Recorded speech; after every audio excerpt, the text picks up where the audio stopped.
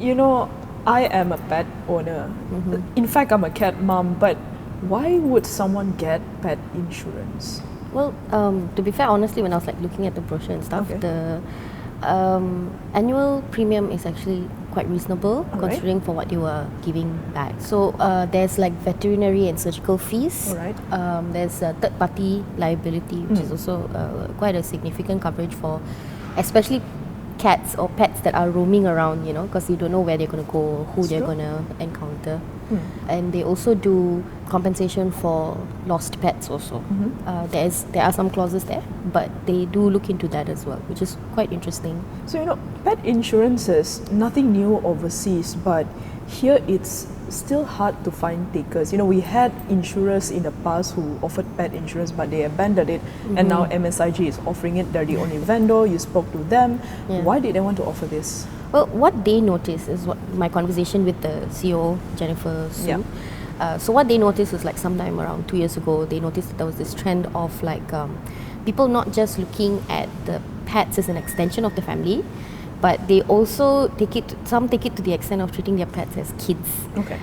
So, you know, they said that they were like a general insurer, so they covered like houses and cars and even a personal accident. So then they were like, you know, I'm pretty sure there are a lot of people who care about your pets enough that, you know, they would want to take care of them even further. Yeah. So that's when they put it out on the market to test the market and see how it would react with consumers. I mean, you mentioned that pet insurance, I mean, the one that MSIG offers, right? It's similar to medical insurance for us humans, but Yep. what are the benefits really? The similarities come in terms of the coverage itself, like how it's structured. Because like when I looked at the offerings and how they marketed their pet insurance and human insurance, the structures were similar. Okay. So it started with the medical benefits, and then it went into accidents and unforeseen illnesses and things like that.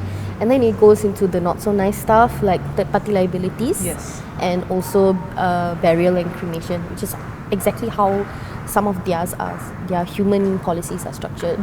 And the reason why they said they wanted to do something like this is so that there's that familiarity between people. So when they look at me and go like, oh, okay, so this is how it's structured. It's like almost the same thing, but for a pet.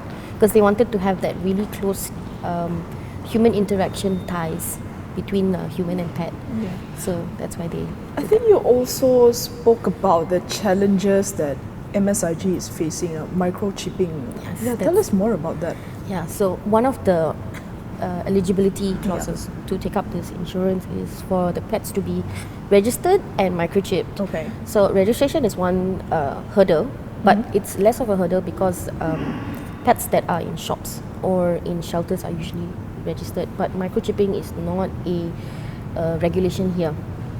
And the reason why they need the microchipping is so that the company can identify that that specific pet is the one that's being insured. Okay. So the example that they gave was like, you see, if a cat or a dog to have a litter, Yep. the possibility of 2 or maybe even 3 of them looking identical is It's there. true. You see? So people can cheat. Correct. So in order to prevent something like that from happening, so the microchip basically acts kind of like a my card, like an identification purpose for the pet. Okay. So let's just say the pet goes missing, and you know you want to claim for the reward cost of trying to look for the pet. They would need to identify that that was the pet that was covered. So that was the reason for the microchipping.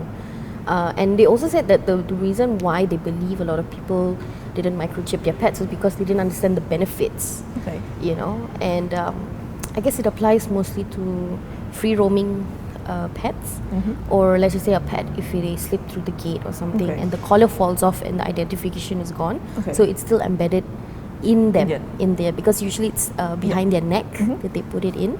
Yeah, so it's for that purpose. It's for identification purposes. Yeah, like what you said, my card, right? Yeah. So now, pet ownership data, especially in Malaysia, is almost non-existent. So how do we gauge? So what, I mean, what is MSIG's take-up rate like?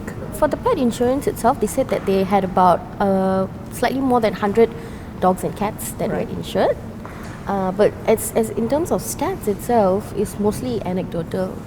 there aren't any concrete stats locally, anyways. But there was some evidence. I found this report on the market trends for pet foods and pet products. So they said that the region's pet food sector, it grew by 5.54% between 2016 and 2017. And in like Lazada itself, in 2012 they put up about 30,000 pet products, but as of like 2017 there was 6 million. For more on the stories, pick up a copy of The Age Weekly at all good newsstands.